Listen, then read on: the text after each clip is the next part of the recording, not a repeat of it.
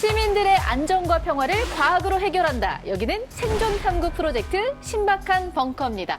드디어 저희가 첫 방송을 했습니다. 네. 반응이 아주 뜨거웠죠? 더 큰일이에요. 왜요? 제가 그 과학자 친구들이 많잖아요. 그렇죠? 미래를 보더니 전화가 폭주. 초청해달라고. 초청해달라고? 네. 불러달라고. 불러달라고. 너무 좋네요. 할 말 엄청 많다고. 네, 이게 신박한 주제를 재밌게 풀 수 있는 방송이라서 너무 좋았던 것 같고, 무엇보다 과학적인 어떤 내용들을 팩트, 지식 전달 이런 거 할 수 있는 프로그램이 많지 않은데 시민들의 어떤 지식 향상에도 도움이 될 수 있지 않을까. 좀 더 재밌어지려고 노력해야 될 것 같습니다. 네, 네. 심지어 그 어려운 얘기를 저희는 참 쉽게 풀어내니까 정말 좋았다는 반응들이 있어서 저도 앞으로 더 열심히 해야겠다 이런 사명감에 불타오르고 있습니다, 지금. 근데 저희 아내는 보고 그렇게 막 재밌진 않았대요. 그래서 왜요? 아니. 저보고 좀 더 노력하라고. 네, 맞아요. 사실 박사님 때문에 조금 그랬어요. 방송은 재밌었는데 박사님이 조금. 아내 말을 무조건 들어야 됩니다. 네, 예. 열심히 해주세요. 네, 열심히 하겠습니다. 오늘 저희 텐션 올려서 또 달려보죠. 그럼요. 네. 좋습니다. 자, 오늘은 퀴즈로 한번 시작을 해보겠습니다. 잘 들어주시기 바랍니다. 프랑스의 법관이자 미식가 브리아 사바랭은 이런 명언을 남겼습니다. 이것은 잔치에서 매우 환영받는다. 이것은 다채로움을 가져다줘서 사람들을 즐겁게 해준다. 여기서 이것이 의미하는 것은 과연 무엇일까요? 정답. 오, 여러 가지 단초가 나왔는데 일단은 프랑스 아니겠습니까? 그치요. 프랑스는 또 혁명의 나라 아닙니까? 네. 그래서 혁명은 잔치에서 굉장히 큰 환영을 받고 혁명은 다채로움을 가져다줘서 사람들을 즐겁게 해준다. 되게 와닿지 않죠? 아니에요. 무슨 얘기인지 잘 모르겠는데. 프랑스 갑자기? 혁명이지. 이게 그래서 평소에 지식이 중요하다. 돌직구. 지금 읽으면서 말하면 티났네요. 이건 아니다. 이런 얘기잖아요. 왜냐하면 이 브리아 사바랭에 대해서 제가 조금 설명을 해드리자면 200년 전 사람이에요. 미식 애찬이라고 하는 음식에 관련된 책으로 굉장히 유명해진 분입니다. 그랬구나. 당신이 먹는 것이 당신이 누구인지를 알려준다라는 아주 유명한 명언을 했던 사람이에요. 아니, 그래서 뭐라고 생각하시는데? 답이 뭐냐고요. 내가 볼 때 기자님. 모르셔. 지금 장황한 거 봐서 결국 모르셔. 너무 밑밥 깔았어요, 지금. 그래서 저는 브리아 사바랭이 이제 음식과 관련된 무엇인가를 얘기했을 거다라고 일단 생각을 음식이다. 하고 그래서 와인. 프랑스는 와인의 나라잖아, 와인. 와인 너무 좋다. 아니라고 와인. 하고 싶은데 그럴듯하네요. 음주 그러면 이제 가무가 나와야 되는데 저는 음악에 한 표를 던지겠습니다. 음악도 왜냐하면 좋다. 잔치에서 파리 이러면은 당연히 음악이 필요하겠죠. 어떤 형태로건. 음주나 가무나 그럴듯하긴 하지만 오늘 정답은 아닙니다. 굉장히 아쉬운데 개인적으로 이것에 도대체 어떤 위험성이 있다는 건지 점점 더 궁금해지는데요. 생존 탐구 프로젝트 신박한 벙커 오늘의 주제 바로 공개합니다.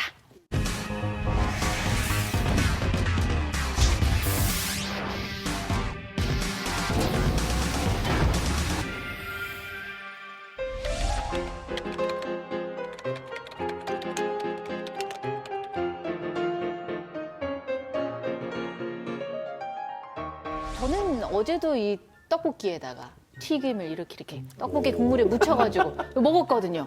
네. 저는 어제 치킨 먹었어요. 치킨도 튀김이죠. 다 좋아하시잖아요, 그렇죠. 튀김은. 저는 지난주 생존 키트에 심지어 치킨을 가지고 왔어요. 그렇네요. 네, 그 정도로 정말 튀김 많이 애정하거든요. 가장 코로나로 득을 본 게 맥주와 치킨. 맥주와 치킨. 네, 맥주와 치킨의 소비량이 그렇게 급증을 했다 그래요. 저도 열심히 일주하고 있습니다. 맞아요. 아무래도 이제 코로나 때문에 평소보다 더 집에 있는 시간이 길어지면서 배달 음식을 굉장히 많이 시켜 먹거든요. 저희 방송 주제만 보고도 이미 전화를 딱 잡으시는 그렇죠. 분들이 계실 것 같아요. 맞아요. 지금 하나 딱 시켜 먹으면서 먹으면서 저거 네. 가야겠다. 요즘 전화는 이렇게 안 들고 이렇게 든대요. 네, 옛날 예. 분이시라. 이렇게 드는 거. 요거 아니야? 요거 아니고요? 요거 아니고요. 이렇게 듭니다. 예. 그래요? 네. 일단 저희가 이렇게 맛있게 튀김을 그냥 먹을 때 그냥 먹지 않고 이 튀김에 담긴 과학에 대해서도 깊숙하게 생각을 하면서 드신 분이 계시대요. 그래서 모셔봤습니다. 두 번째 지정 생존자 임두원 박사 모셨습니다. 환영합니다.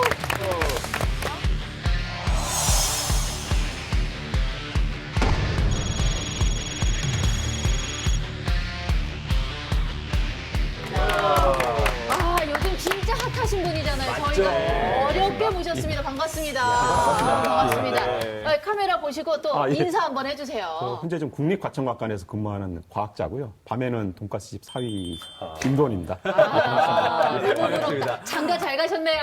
요즘 정말 모시기 어려운 분이거든요. 맞아요. 정말로. 제가 수많은 과학자를 만나봤는데 또 튀김 과학자는 처음 만나봤어요. 정말 이력이 정말 진짜 특이하시네요. 멋지신 분. 아, 나오셨으니까 또 이 질문을 또 안 할 수가 없네요.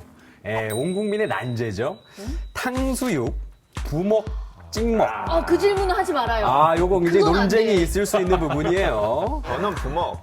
어쩐지 정이 안 가더라고요. 소신 있으신 분이거든요. 어쩐지 저랑 뭔가 결이 안 맞다고 아, 역시 느꼈거든요. 나랑 잘 맞아. 탕수육은 찍먹이죠. 나 진짜 좋게 봤는데. 아니, 난 안 맞다고 아니, 느꼈어요. 과학적으로 정리를 오, 해드려야겠네요. 네네네. 그렇죠. 좋아요, 예. 좋아요. 과학적으로 일단 설명을 드려도 부먹이 정석인 것 같고요. 역시 그렇죠. 역시 그렇죠. 이럴 줄 알았어요. 들어보고 아니, 싶습니다. 근거를 좀 역시. 대주세요. 전 아직 맞아. 못 받아들이겠어요. 물론 사실은 탕수육이 만들어질 때도 부먹 형태로 만들어지기도 했거든요. 역시. 아, 왜 처음부터 또- 아예 그냥. 예, 부먹 형태로 만들어졌습니다. 근본. 그래서 왜 과학적인 관점에서 부먹이냐라고 설명을 드리면은 튀김의 가장 큰 특징이 요즘 뭐 겉바 속촉 얘기 많이 그렇죠. 하잖아요. 네. 겉은 바삭하고 속은 촉촉한 형태. 그러니까 겉이 바삭한 부분이 굉장히 중요한데 네. 만약에 탕수육이 저희가 소스를 뿌려 먹는 요리가 아니었으면은 처음부터 한번 설계 자체가 좀 더 바삭하게 됐을 겁니다. 그러니까 네. 밀가루를 써서 바삭한 튀김옷을 입혔을 텐데 보통 탕수육 같은 건 전분을 많이 쓰거든요. 전분을 쓰다 보니까 바삭한 식감보다는 조금 약간 촉촉한 식감이 강하죠. 그러니까 이 부분은 저희가 바삭한 식감은 조금 포기하고 다른 걸 노렸다고 좀 볼 수 있는데 그게 뭐냐? 바로 그 소스 부분이죠. 달짝지근한 소스를 뿌려 먹는 형태로 해서 풍미를 가미한 거거든요. 네, 그러니까 네. 바삭함은 조금 포기하더라도 소스를 가미하는 풍미를 더하겠다라는 취지로 아마 그렇게 설계가 됐을 거고요. 저는 뭐 취향을 존중하는 입장이기 때문에 과학적으로는 사실 부먹이 맞다고 생각하지만 뭐 사실은 찍먹파들도 나름대로 요리 발전에 아니, 중요한 역할을 하신다. 지금 이게 참, 저희- 이게 참 묘하게 네. 양쪽 다 기분이 안 좋고 그러니까요. 또 양쪽 다 기분이 좋게 아니, 만드시네. 탕수육 하나를 먹을 때도 이렇게 과학과 연관지어서 생각하시는 우리 박사님의 모습이 참 뭐 인상 깊습니다. 우리 박사님이 낮에는 그 고분자 공학을 연구를 하시는데 최근에는 또 튀김까지 연구를 하신다고. 어쩌다가 튀김을 연구하시게 되신 거예요? 튀김이 사랑 저랑 좀 인연이 좀 깊은 요리입니다. 뭐 요리 평소 좋아하기도 했었는데 네. 저희 이제 장모님께서 한 20년 전에 돈가스 매장을 좀 오픈을 하게 되셨거든요. 네. 그때 튀김의 원리를 보다 보면은 여러 가지 과학적 원리들이 많이 들어가 있습니다. 아하. 물리적이나 화학적으로 설명할 수 있는 원리들인데 제가 또 하는 일 자체가 과학 대중화 업무를 하고 있거든요. 아, 대중화에는 뭐 튀김만 한 과학을 게 조금 없죠. 쉽게 전달하려고 노력을 하다 보면 느낀 게 이제 튀김을 가지고 한번 과학적으로 풀어보자 이렇게 결심을 하게 돼서 조금 연구를 좀 하게 됐습니다. 굉장히 재밌는 주제네요. 벌써 막 저희도 네. 호기심이 생기니까요. 아니 그런데 임 박사님 예. 그 장모님께서 튀겨주신 돈가스에 어떤 과학이 있는지 좀 알고 싶습니다. 돈가스는 보통 튀김옷을 3번 입히잖아요. 네. 보통 일반적인 튀김옷은 튀김옷을 한 번 입히는데 제일 처음 밀가루를 입히고 계란물을 입히고 빵가루를 입힙니다. 그래서 밀가루 같은 경우는 저희 그 보호막을 형성해서 안에 육즙을 보호해주는 역할을 하고요. 아, 그다음 계란, 속촉을 담당하는 거구나. 담당하는 역할을 하는 거고 이 계란 같은 경우는 맛을 고소하게 만들기도 하지만은 다음에 입혀질 빵가루를 빵가루. 좀 잡아주는 역할, 그러니까 일종의 천연 접착제 역할을 그렇죠, 좀 하기도 그렇죠. 하고, 예. 맛있는 접착제. 예, 그리고 마지막에 입혀지는 빵가루가 사실 이제 겉을 바삭하게 해주는 역할을 겉바. 예, 수행을 합니다. 그러니까 이 각각의 층들이 다 과학적인 어떤 원리를 가지고 설계가 된 거거든요. 야, 그럼 진짜 이 돈가스 자체가 겉바 속촉의 속에, 과학이네요. 예, 아주 그걸 대변하고 있고요. 돈가스를 처음 이 튀김옷 삼겹의 튀김옷을 처음 개발한 사람은 좀 천재적인 과학자 아니면 공학자일 거다라고 생각을 합니다. 아니, 예. 혹시 상당히 누가 개발했는지 아세요? 아, 정확히는 잘 모르겠습니다. 아쉽네요. 근데 어쨌거나 그 박사님 말씀 들어보니까 돈가스가 맛있는 이유가 굉장히 과학적으로 이유가 타당했다. 그러게요. 라는 생각이 드네요. 아마 전 세계에서 겉바 속촉의 과학을 연구하시는 분은 유일하지. 유일하지 않을까. 예.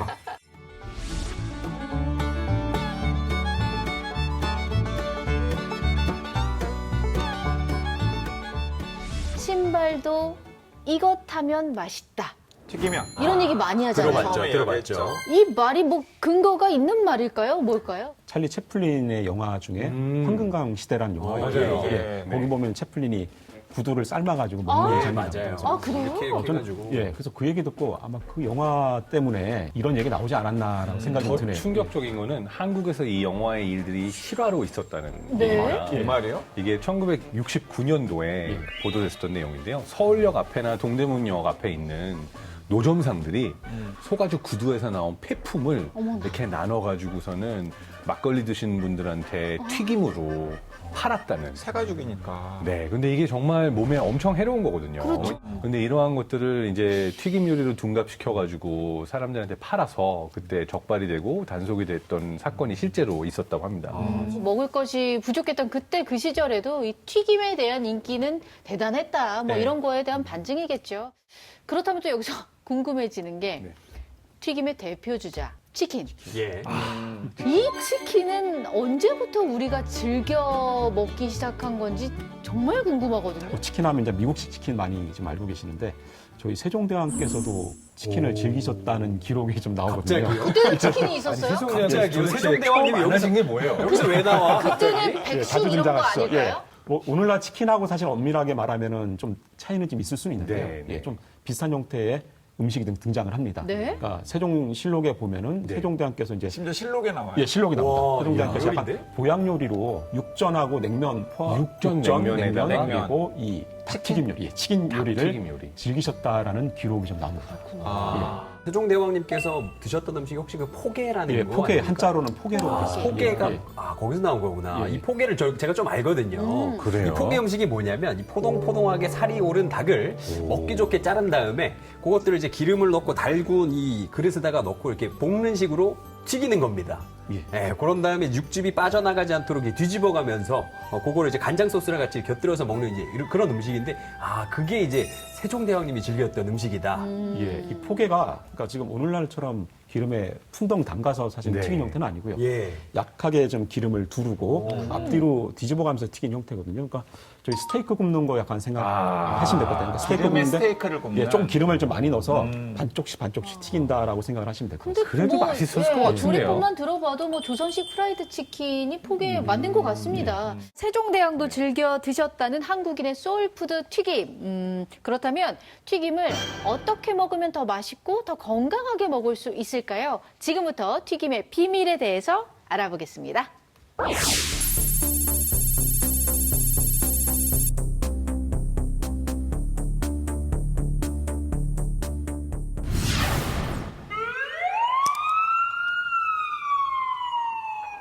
외부에서 메시지가 도착했습니다.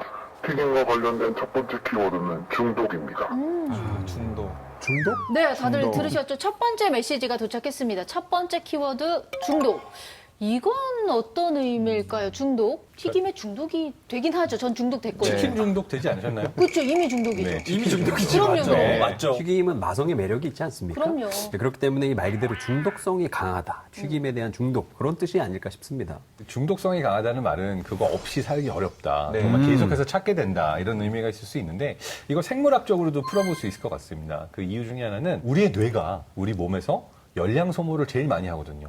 그러니까 우리가 칼로리 소모를 뭐 운동 많이 하고 근육을 만들면은 할 것 같지만 우리 몸이 소비하고 있는 열량의 5분의 1, 거의 20% 넘게 뇌가 쓰고 있어요. 지금 이 순간에도. 그렇죠. 더 어려운 얘기를 들으면 들을수록 뇌가 더 많이 열량을 쓰고 있는데 그래서 뭐 공부 열심히 하면 피곤하다 이게 사실이거든요. 피곤해. 네. 아니 그래서 신박한 벙커 보시면 다이어트도 돼요. 그럴 수도 왜냐하면 네. 뇌를 계속해서 쓰니까. 특히 두 분이 말씀하실 때 어려워서 다이어트가 저희가 다이어트로 됩니다. 도와드리고 있습니다. 네, 좀 쉽게 설명해 주세요. 자, 그래서 뇌가 많은 열량을 소모하기 때문에 사실 고칼로리 음식을 늘 찾고 있어요. 아. 왜냐하면은 그 열량을 보충해야 되기 때문에 그러다 보니까 이제 튀김 거기에는 이제 지방도 들어있고 또 우리 몸과 특히 뇌는 많은 양의 지방을 필요로 합니다. 어떤 생존 본능으로 인해서 네. 칼로리가 높은 음식 그 중에서도 이제 지방이 많은 음식 이런 것들을 우리가 선호하게 되지 않았나. 이유가 있었네요. 이거 분명한 이유가 있습니다. 그리고 이걸 과학적으로 입증한 실험도 있는데요. 네.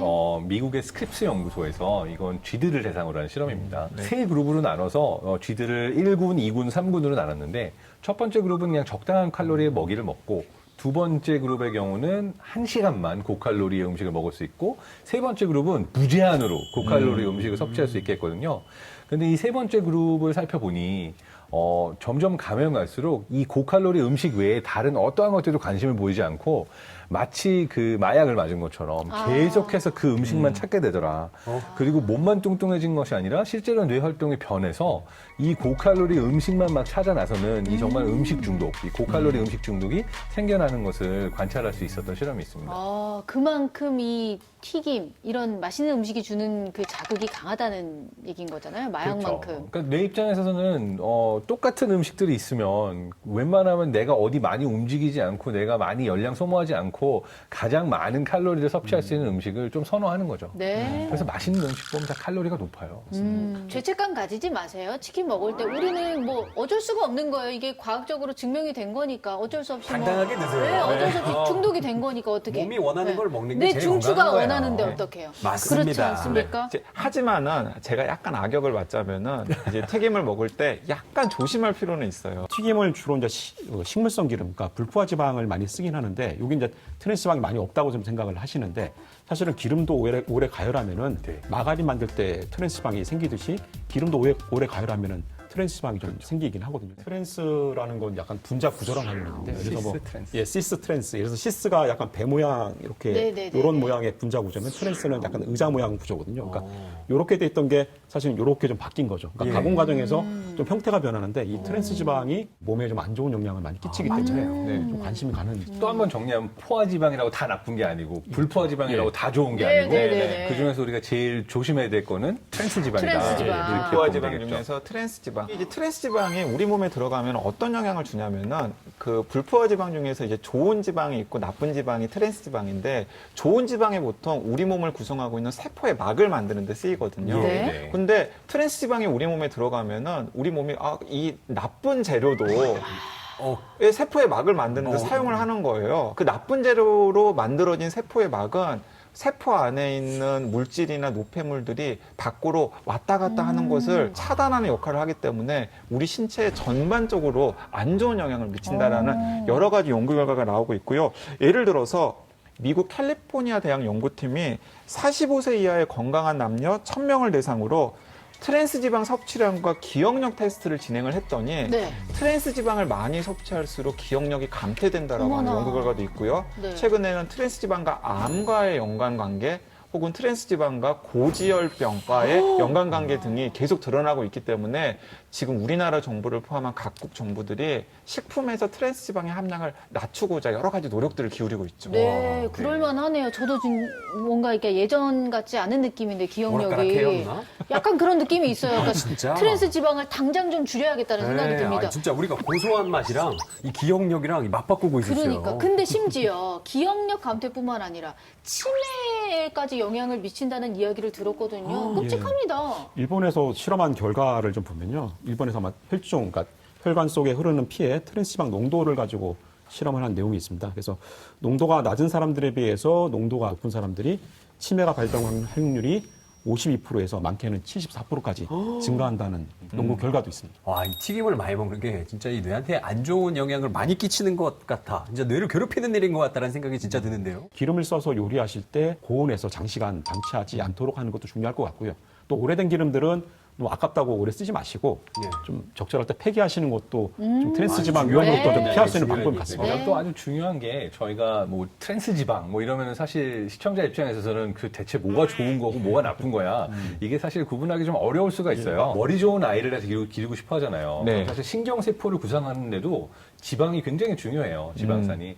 그래서 좋은 지방은 우리 뇌에게 필수적인 영양소를 공급하고 그렇기 때문에 우리가 좋은 지방을 많이 먹는 게 중요합니다. 그럼 좋은 지방이 어디 많이 들어있느냐. 대표적인 게 우리가 알고 있는 오메가3라든지 뭐 DHA 성분 이런 것들 좋은 지방이거든요. 등푸른 생선, 연어, 고등어. 그다음에 아보카도, 견과류 이러한 것들을 통해서 섭취할 수가 있어서 건강한 지방을 많이 섭취하는 거는 절대로 잊어서는 안 됩니다. 원래 인간이 잡식성이지 않습니까? 네. 잡식성이면 이것저것 잘 먹어야 되는데 그렇죠. 사실 개인에 따라 싫어하는 식재료들이 있거든요. 네, 편식계. 그래서 사실은 요리란 게 발명이 된 거죠. 맞아요. 요리를 통해서 내가 먹어야 되는데 먹기 싫은 것들을 먹기 좋게 가공을 하게 된 거죠. 예. 하나 또 팁으로 알려드리자면 튀김을 양파나 마늘이나 파프리카 같은 채소랑 곁들여서 먹으면 튀김을 먹었을 때 몸속에 축적될 수 있는 유해 물질을 약간 상쇄하는 효과가 있다 그래요. 좋네요. 네, 해주신 말씀 이거 참고를 하면서 건강하게 튀김 좀 생각하면서 먹었으면 그러니까 좋겠습니다. 튀김을 피할 수는 없지만 건강하게 먹자. 네, 그렇죠.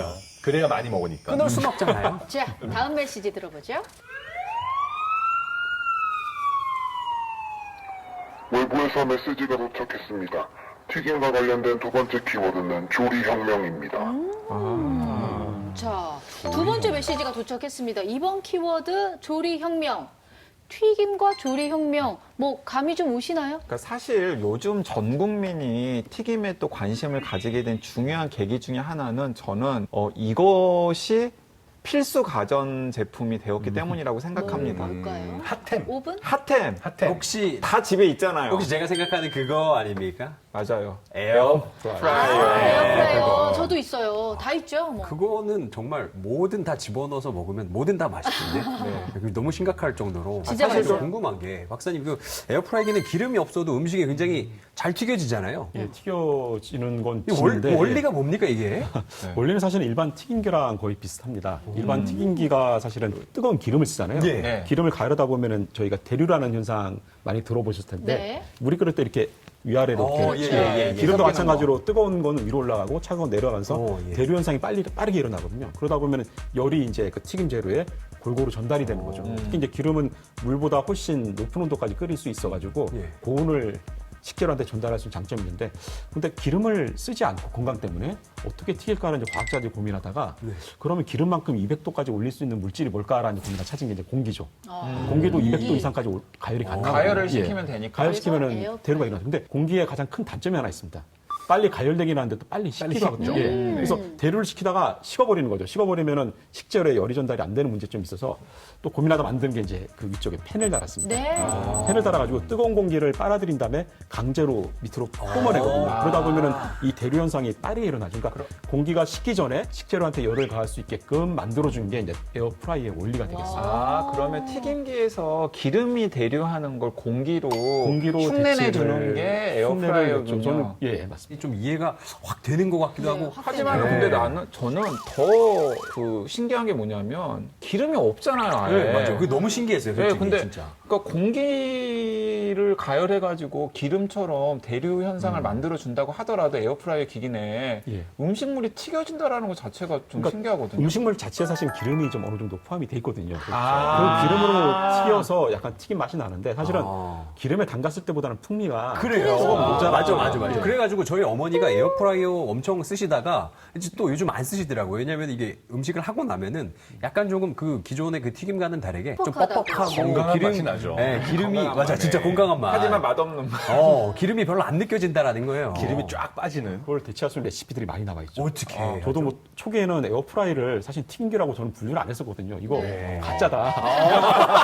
페이크다. 그래서 먹으니까 맛이 뭔가 좀 모자란 느낌이 들었거든요. 근본이 없다. 네, 근본이 없다. 네. 근데 최근에 제가 약간 철학이 좀 바뀌었습니다. 얘들 좀 어느 정도 튀김기로 인정을 해야겠다. 워낙 레시피들이 나오다 보니까 네. 그 기름기가 모자라서 사실 맛이 없는 거잖아요. 네. 튀김 요리에 조금 붓으로 이렇게 식용유 조금 바르셔가지고 요즘 많이 에어프라이에 나왔죠. 넣으면은 좀 그나마 기름하고 기름에 튀겼을 때랑 유사한 풍미를 버터를 좀 발라줘도 예, 맛있어요. 더 맛있죠. 그래서 예. 그 바르라고 붓도 나오고 칙칙 뿌리라고 분무기까지 예, 기름 분무기 기름도 분무기까지 나와 나와 있고. 있더라고요. 진짜 별의별 게 다 나온다, 정말. 다양한 방법으로 맛있게 즐기기 위해서 나온 건데. 어쨌든 간에 기름기를 살짝 첨가하면은 에어프라이어기로 훨씬 더 맛있는 그렇죠. 튀김 요리를 예, 만들 수 있다라는 거군요. 저는 이제 조금 찝찝한 게 저도 에어프라이기가 있기는 한데 그 발암 물질이 그 안에서 많이 나온다는 이야기를 들어서 요즘은 사용을 조금 자제하고 있거든요. 실제로 그게 굉장히 중요한 대목인데요. 에어프라이어기로 이 감자튀김 같은 것들을 조리할 때 아크릴아마이드라고 하는 세계보건기구가 경고하고 있는 발암 물질이 나와서 우리 몸속으로 들어갈 수 있다는 사실을 아셔야 된다는 거죠. 아크릴아마이드. 아크릴아마이드. 이름도 어렵네요. 한국소비자원이 시중에서 판매 중인 에어프라이어기 10개 제품을 가지고 이제 확인을 해봤어요. 그랬더니 사용 설명서에 나온 대로 냉동 감자를 200도씨 이상 가열을 하니까 방금 언급한 발암 물질인 아크릴아마이드가 1kg에 최대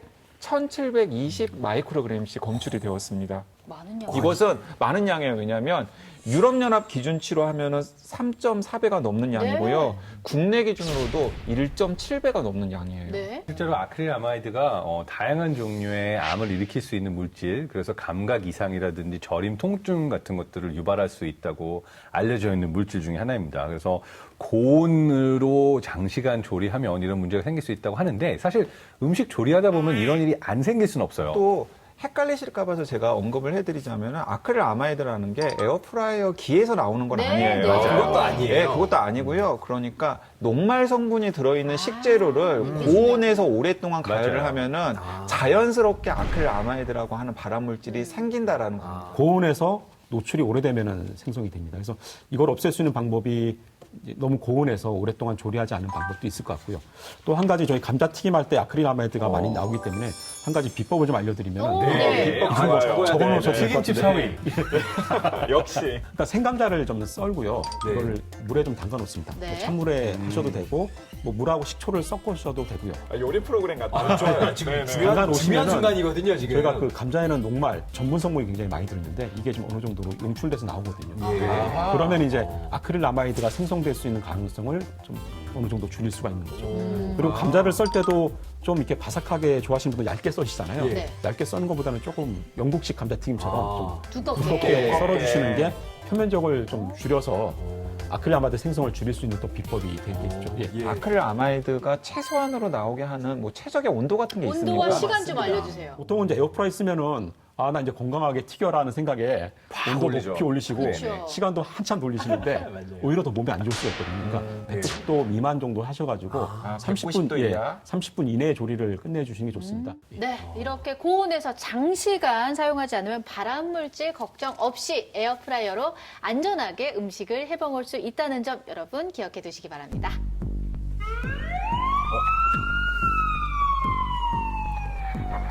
외부에서 메시지가 도착했습니다. 튀김과 관련된 다음 키워드는 10분입니다. 10분. 10분. 자, 이번 키워드 10분인데요. 이건 알 것 같아요. 역시 튀김은 10분 안에 먹어야 맛있죠. 맞아요. 최대한 빨리 먹어야 맛있죠. 뭐 그 얘기 아닐까요? 10분이 지나면 10분. 사실은 수분 흡수가 좀 많이 일어날 수가 있거든요. 눅눅해지지 예. 않습니까? 그리고 10분 안에 못 먹으면 제가 다 먹어요. 10분까지 남아있진 않죠. 제가 10분 안에 끊을 수 있으니까 아니. 10분 안에 안 드시면 제가 다 먹습니다. 그 10분의 진짜 의미는 무엇이냐면은 조리할 때 기름에 불이 붙는 시간이 대략 10분 정도가 걸린대요. 아, 10분. 자, 그러니까 예를 들어서 일반 가정집에서는 종종 튀김 요리를 하기 위해서 기름을 끓여놓고서 깜빡 다른 일을 하시는 거예요. 그런 경우 있어요. 가끔 있어요. 너무 무서워. 저도 예. 얼마 전에 그랬어요. 10분에서 13분 정도가 지나면은 기름이 330도 정도까지 오르면서 자연 발화가 오, 되어가지고 불나겠네요. 자칫하면 화재 사고로 이어지는 경우가 있다고 합니다. 오. 10분이 지나면 이제 불이 날 확률이 굉장히 높아진다. 그러면 이제 튀김 요리는 무조건 10분 이내에 끝내야 된다는 건가요? 그런 건 아니에요. 왜냐하면은 기름이 막 끓이면은 거기에다가 튀기기 위해서 식재료들을 넣잖아요. 그렇죠. 맞아요. 식재료들을 넣으면 자연스럽게 이제 튀김의 온도가 또 낮아지고 그러면서 조리를 하는 과정에서 그 튀김의 온도가 적정 수준으로 유지가 되는데 그게 아니라 아무런 조치를 취하지 않고 방치하면은 확 온도가 올라가가지고 아까 말씀드렸던 대로 화재. 자연 발화가 되어서 화재까지도 발생할 수 일들이 있다는 거죠. 생각보다 많이 일어난다고 해요. 실제로 그런 사고들이 많았나요? 지난 3년 동안 음식물 관련 화재가 총에서 1만여 건이 넘었는데 아하. 그중에서 20% 그러니까 거의 2,000건 가까이가 이 식용유나 튀김 기름 때문에 생긴 화재라고 합니다. 뭐 전문 매장 같은 경우는 사실은 튀김기에 온도계가 센서가 있죠. 달려 있거든요. 그래서 과열이 되면 자동적으로 전원이 차단되는데 가정에서 이제 그게 안 되다 보니까 좀 화재가 자주 발생하시는 것 같습니다. 네. 튀김 요리를 할 때 여러분 꼭 주의하셔야겠습니다. 그런데 만약에 이 요리를 하다가 어떻게 하다 이제 기름에 불이 붙었어요. 기름에 붙은 불을 어떻게 꺼야 됩니까? 자, 여기서부터는 시청자분들 굉장히 주의 깊게 딱 예의주시하셨으면 좋겠어요. 뚫어져라 화면을 보셔야 됩니다. 제일 중요하죠. 예, 왜냐하면 이렇게 한 번씩 시뮬레이션 하는 것과 시뮬레이션 하지 않는 것 사이에 실제로 사고가 났을 때 굉장히 큰 차이가 있거든요. 자, 먼저 당황하니까 가장 가까운 곳에 있는 것이 물이잖아요. 그렇죠. 네. 바로 옆에. 그래서 수도가. 불이 나면은 물을 그냥 끼얹는 경우가 있는데 기름에 불이 붙었을 때 물을 끼얹으면 절대 안 절대 돼요. 안 됩니다. 아. 왜냐하면 불이 꺼지는 게 아니라 오히려 불길이 확 솟아오를 수가 있어요. 실제로 기름 화재에 어떻게 대응할지를 놓고서 실제 실험과 함께 몇 가지 시뮬레이션을 했었는데요. 기름에 불이 붙은 다음에 물을 딱 끼얹으니까 화염이 1m 이상. 위험하다.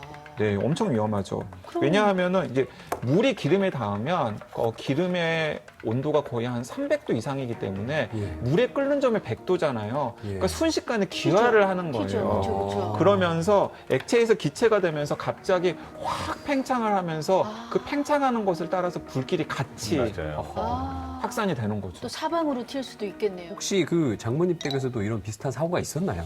전문 매장에서 사실 기름이 가장 위험한 물질이긴 하죠. 그럼요. 예, 근데 아까 말씀드린 것처럼 매장에 사실은 온도 센서 같은 게 있어가지고 사실 과열에 의한 화재는 사실 많이 일어나진 않고요. 네. 다만 이제 가열할 때 저희가 그 뒤처리할 때 사실 문제인데 예. 이 기름이 가열돼서 사실은 불 붙는 경우도 있지만은 예. 저희가 전에 한번 겪었던 사실은 뭐 실하긴 한데 기름을 다 쓰고 나서 기름을 이제 빼고 예. 이제 사실 근데 그 안에 찌꺼기들이 좀 남아 있지 않습니까? 그렇죠. 사실 네. 이 찌꺼기가 딱 불이 붙는 경우들이 있거든요. 진짜요? 2017년 5월에 창원에서 비슷한 사고가 있었어요. 네. 그 신문에 난 걸 제가 찾아가지고 왔는데 한 가정집에서 화재가 발생했는데 그 화재의 원인이 무엇이냐면 튀김 요리를 하고 난 후에 기름을 닦은 휴지가 문제였습니다. 휴지에 열을 엄청나게 머금은 기름이 있었던 거죠. 있으니까. 그래서 그게 자연 발화가 된 거예요. 그러니까 휴지를 버릴 때는 괜찮았는데 버린 이후에 갑자기 그 불씨가 생겨났다는 거잖아요. 네, 그렇습니다. 그러니까 튀김 요리를 하고 나서 어쨌든 간에 뭐 기름을 닦거나 혹은 찌꺼기를 닦은 다음에는 그것이 굉장히 고온일 수 있기 때문에 반드시 식힌 다음에 쓰레기통에 버려야 된다는 거 잊지 않으셨으면 와, 좋겠어요. 이거 진짜 처음 들어요. 네. 보통 그냥 프라이팬 쓱쓱 닦아가지고 그냥 휴지통에 버렸는데 맞아요. 이거 진짜 위험한 행동이었구나. 네. 그렇죠. 그러면 이렇게 화재가 너무 이어졌을 무서워요. 때 아까 이제 물로는 안 된다고 했으니까 진압을 일단 하긴 해야 되잖아요. 소화기면 되나요? 그 정석은 그냥 소화기로 해서는 안 되고요.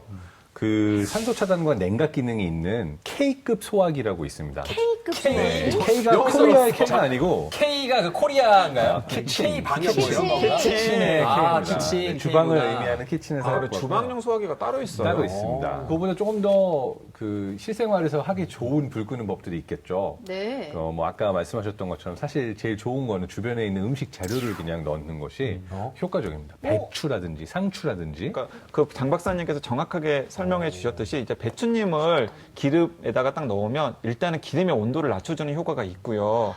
그리고 또 다른 하나는 배춧잎이 산소를 차단해요. 네. 네, 산소를 차단하면 기본적으로 불이 탈 수가 없거든요. 또 신기한 것은 무엇이냐면 네. 마요네즈예요, 마요네즈. 마요네즈는 기름기 있잖아요. 네, 기름에 막 불이 붙는데 거기에다가 다량의 마요네즈를 이렇게 계속 쏟아서 해주면은 식용유 위에 마요네즈가 둥둥 뜨게 되잖아요. 네. 그 식용유 위에 둥둥 뜬 마요네즈가 산소를 차단하게 하는 오, 효과. 그럴듯하다. 근데 이건 아주 불 붙은 초기에만 초기. 가능하고요. 네. 이게 불이 너무 커져서 뜨거운 상태에서는 그 기름도 또 탈 수 있기 때문에 불 붙은 초기에만 사용할 수가 네. 있고요. 네. 상온을 봐야겠네요. 저는. 사실 네, 맞습니다. 제가 이 상황을 직접 경험했었어요. 그러니까 독일에서 이제 학생 시절에 늘 음식 해 먹을 때 이거 아시잖아요. 그 주방 보면은 일부러 불 붙여가지고 쫙 해가지고 불 붙는 거. 근데 이게 이제 원하지 않는데 정말 기름에 불 붙었었던 적도 있어서 깜짝 놀랐거든요. 근데 그때 불 끄는 방법이 생각보다 쉬워서 놀랐어요. 뭐냐면은 그냥 쇠뚜껑으로 덮어버리니까 불이 바로 꺼지더라고요. 산소 차단. 네, 산소 차단. 산소 차단. 그래서 이게 실제로 경험한 건데 어떡하지? 난 소화기부터 찾았어요. 근데 이 친구는 그냥 아주 침착하게 자주 겪었던 해서 그냥 뚜껑을 덮으니까 불이 꺼지더라고요. 실제로 셰프들이 훈련 받을 때도 그런 훈련을 많이 하거든요. 네. 그러니까 기름에 이게 불이 붙거나 아니면 너무 과열됐을 때 있는 식재료 투입을 다 하고 말씀하신 것처럼 네. 기름은 떨어지기 때문에 그다음에 이제 뚜껑을 덮고 그다음에 불을 끄고 대피하는 훈련을 합니다. 이게 몸에 익어야 되거든요. 네. 그것도 안 되면 젖은 수건 같은 걸 덮기도 하죠. 아무래도 이제 기름을 다룬다는 게 굉장히 위험한 일이니까요. 화재 위험성도 여러분 꼭 염두에 두시면 좋겠습니다. 그런데 이 튀김 요리를 하는 것 자체가 또 굉장히 폐에도 안 좋다는 얘기 들어봤거든요. 그 이유가 바로 음식 연기라고 할 수 있는데요. 네. 세계보건기구에 따르면 음식 연기도 잠재적 인체 발암 물질로 규정을 하고 있어요. 잠재적이라는 것은 우리가 생선 같은 걸 구우면 굉장히 많은 어떤 그 음식 연기가 맞아요. 나오잖아요. 근데 아마 경험해 보셨을 거예요. 집에 이제 요즘 미세먼지 때문에 봄철에 네. 공기청정기 틀어놓고 있으면 갑자기 내가 음식 요리하고 있는데 얘가 빨간불로 변하면서 그렇죠. 막 하는 경험하셨잖아요. 이게 실제로 공기 중에 음식 연기로 인한 미세먼지가 갑자기 늘어나서인데요. 미세먼지 우리가 경험할 때 아주 나쁨의 수준이 세제곱미터당 한 150 마이크로그램이라고 한다면 사실 생선 하나 구울 때 나오게 되는 미세먼지의 양이 거의 뭐 190, 200 마이크로그램 퍼 세제곱미터까지 올라간다고 할 수 있어요. 그러면 예전에 그 미세먼지의 주 원인이 또 고등어 국이다라는 얘기도 있었거든요. 틀린 얘기는 아니네요. 틀린 얘기 또 아니네요. 주원인까지는 아니지만. 진짜로? 네. 주 원인이라고 할 수는 없지만은 주원인까지는 아니지만 배제할 수 실제로 없는 것 뭐 같아요. 그 가정에서 고등어를 구웠거나 아니면 생선 구이집 혹은 뭐 삼겹살 구이집 같은 곳에 막 연기가 자욱하잖아요. 그렇죠. 근데 이제 거기에서 일상적으로 조리를 하시거나 거기에서 너무 많이 자주 찾으시는 경우에는 음식물에서 나오는 미세먼지, 미세먼지, 유증기라는 것도 있고요. 네. 유증기. 유증기. 그러니까 일반적으로 물이 증발하면 수증기가 된다고 네. 하는데 기름도 마찬가지로 증발을 할 때 유증기라고 불리는 약간 미세한 입자가 되거든요. 네. 그러니까 네. 이게 워낙 미세해가지고 바로 폐로 직접 들어가기 때문에 이게 아. 폐 쪽에 자극이 많이 갑니다. 물론 기름 성분도 있지만 이 기름 성분이 증발하면서 아까 저희가 음식물을 가열하면 각종 부산물이 생기는데 네. 이 중에 약간 뭐 발암물질이라든지 몸에 안 좋은 물질도 일부 생성이 되거든요. 요게 이제 기름 유증기에 묻어가지고 같이. 이제 폐로 들어가기 때문에 네. 아까 말씀하신 폐암이라든지 좀 몸에 안 좋은 그런 원인이 좀 될 수도 있는 거죠. 그래서 네. 유증기를 차단하는 게 조리할 때 좀 많이 신경 써야 되는 부분이에요. 요즘은 뭐 사실 밖에 나가기 힘든 시국이다 보니까 특히나 집안에서 요리들 많이 해 드시는데 맞아요. 이거 뭐 무서워서 요리도 못 해 먹겠네요, 진짜. 그 자가격리 중인 분들은 이 튀김 요리를 너무 많이 해 드시면은 건강에 안 좋을 안 수도 좋을 것 있겠네요. 같아요. 네. 네, 이렇게 조리 시설에 반드시 제대로 된 환기 시스템을 갖추는 게 무엇보다 중요할 것 같고요. 또 가정에서도 튀김 요리를 하셔야 한다면 반드시 자주 환기를 해주시기 바랍니다.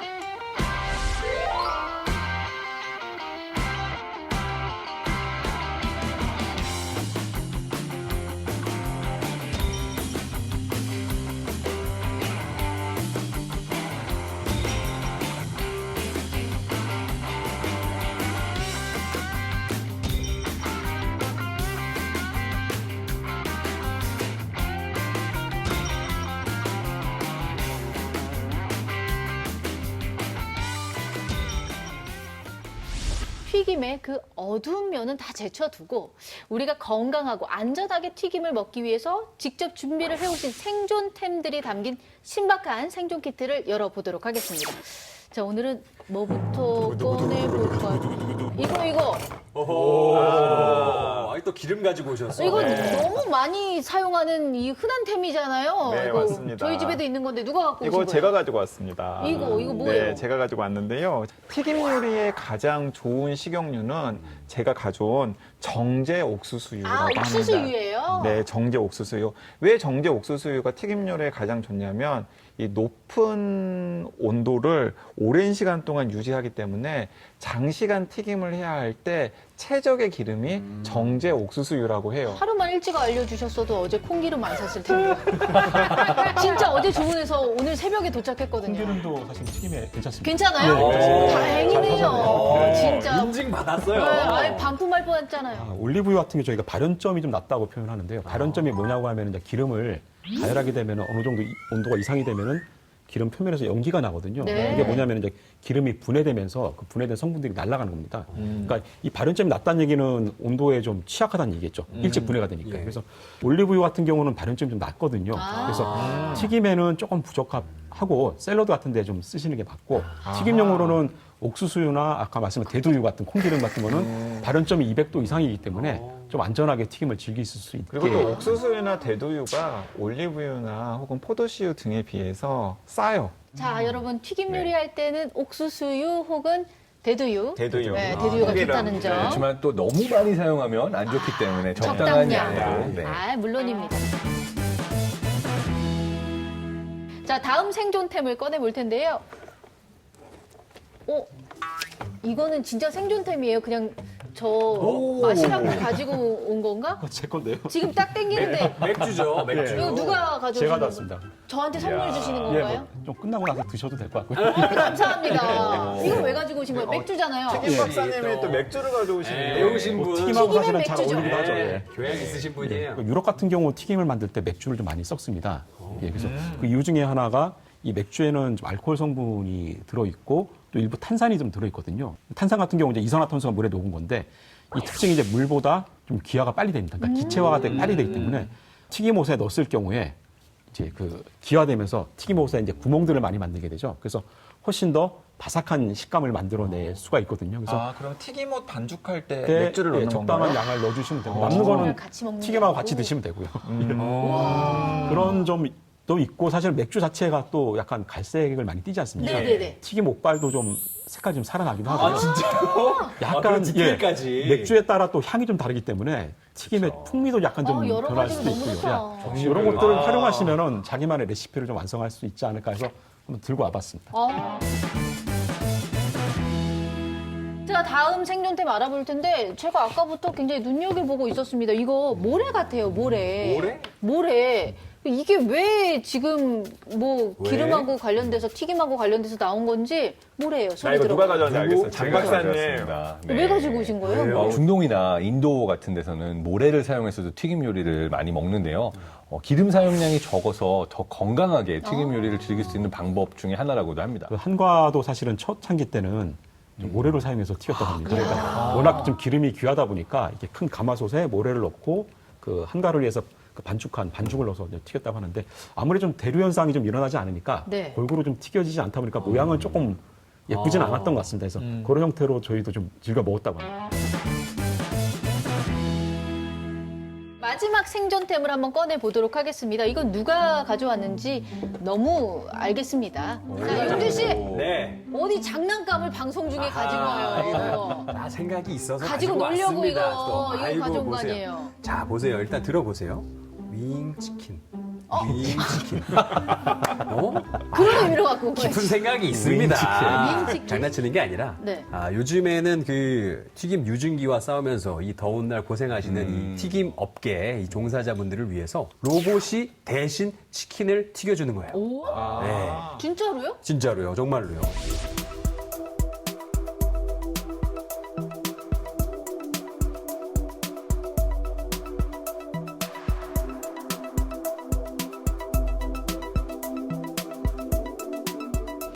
야, 진짜 야. 이 로봇이 상용화되면 많은 분들이 건강을 지키면서 튀김 요리를 할 수 있을 것 네, 같습니다. 사실은 그 튀김에서 나오는 아까 유증기라고 하셨죠. 네. 유증기 그리고 예. 미세먼지 거기에다가 또 기름 튀기면 화상도 입을 수 있잖아요. 불날 수도 있고 얼마나 위험합니까? 네. 이게? 네, 이야말로 네. 신박한 생존템이 맞는 것 같습니다. 자, 오늘도 신박한 키트 속 신박한 생존템 알아봤습니다. 야, 오늘 이렇게 튀김의 비밀, 진짜 늘 맛있게만 먹었던 튀김에 이렇게 많은 과학들이 숨어 있는지 오늘 난생 처음 알았습니다. 정말 많이 배워갑니다. 네, 정말 좋은 시간이었던 것 같습니다. 자, 임도원 박사님, 아, 예. 오늘 이 벙커에서 함께 하셨는데 어떠셨어요? 너무 좀 즐거운 시간이었고요. 일단 뭐 제가 좋아하는 튀김을 좀 더 많이 알릴 수 있어서 좀 행복했고, 뭐 튀김을 즐기는 입장에서 뭐 튀김 좋긴 하지만 또 안전하게 조리하는 방법이라든지 이런 것도 좀 알려드릴 수 있어서 좀 소중한 시간이었던 것 같습니다. 그리고 또 제가 이제 과학 대중화도 하지 않습니까? 네. 튀김이라는 주제로 조금 더 과학을 좋아하시는 분들이 좀 늘어날 수 있는 좀 기회가 되길 바라면서요. 좀 오늘 좋은 시간이었던 것 같습니다. 네. 감사드립니다. 네. 우리의 뇌가 자기가 좋아하는 음식을 먹을 때 세로토닌의 분비와 도파민의 분비, 그러니까 행복 호르몬들이 더 많이 분비되거든요. 그래서 굶었다가 음식을 먹는다고 다 행복해지는 게 아니라 내가 좋아하는 음식을 먹을 때 더 행복해져서 조금의 튀김 요리 좋아하신다면 드셔도 요즘 특히 마음이 힘들거나 우울한 분들에게는 도움이 될 수 있습니다. 네, 약간의 튀김은 건강에도 도움이 된다는 점. 네. 아우, 너무 유익한 팁이었습니다. 그렇죠. 네. 너무 많이 먹으면 또 건강에 안 좋으니까. 그렇죠, 네. 적당량. 적정선을 또 저한테 지키는 하시는 게. 말씀이시죠? 네, 아유, 형님. 자, 오늘 이렇게 박사님들과 기자님이 알려주신 꿀팁으로 시민 여러분들께서 이 코로나 시국에도 집에서 맛있고 건강하게 튀김을 즐기실 수 있는 시간이 되시길 바랍니다. 예, 지식도 이렇게 튀겨서 먹으면 얼마나 참 맛있고 좋을까요? 벌써 맛있네요. 네. 자, 시민들의 안전을 구하는 생존 탐구 프로젝트 신박한 벙커 다음 주에 뵙겠습니다. 고맙습니다. 안녕.